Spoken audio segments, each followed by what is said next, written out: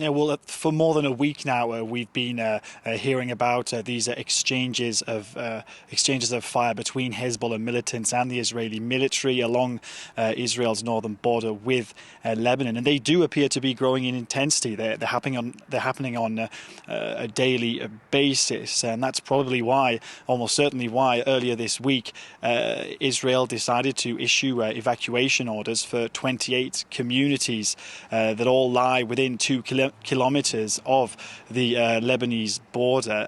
Today we heard that would more than likely be extended to 5 kilometers. And, you know, visiting these border towns, you really do get a sense of the tension that's there.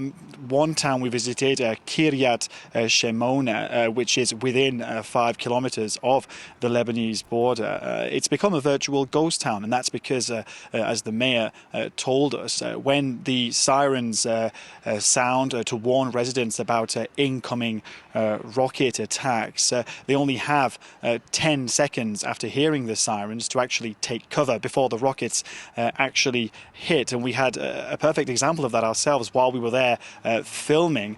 We heard a loud explosion above our heads, the sound of a rocket being intercepted by Israel's Iron Dome defense system. And it was only afterwards that the siren began sounding. So, you know, a clear reminder of the dangers faced by people who decide to stay put.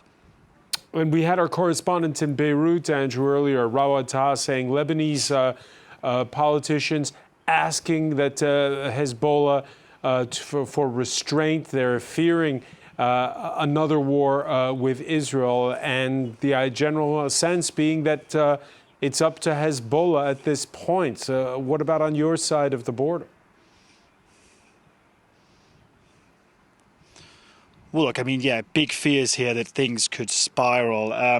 You know, Israel, of course, very much aware of the risks of a second front being opened on its northern border. It sees Hezbollah as a very formidable foe, more formidable perhaps than Hamas in the Gaza Strip. And that's because Hezbollah simply has more sophisticated weaponry. It can target ships, it can target aircraft. It has tens of thousands of fighters. We don't know exactly how many, but we know that many of those fighters are battle-hardened, having gained combat experience in the Syrian civil war. It's obviously a very powerful political, social and military force in Lebanon with its stronghold in the south. So a big risk, of course, for Israel. One thing I would say is that the skirmishes we've seen so far along the border appear to be quite contained. Which would signal, for the time being, I would say, a desire from both sides to prevent an escalation. But there's, of course, no saying how long that's going to last. And indeed, this is already the deadliest escalation between the two sides since they last went to war back in 2006.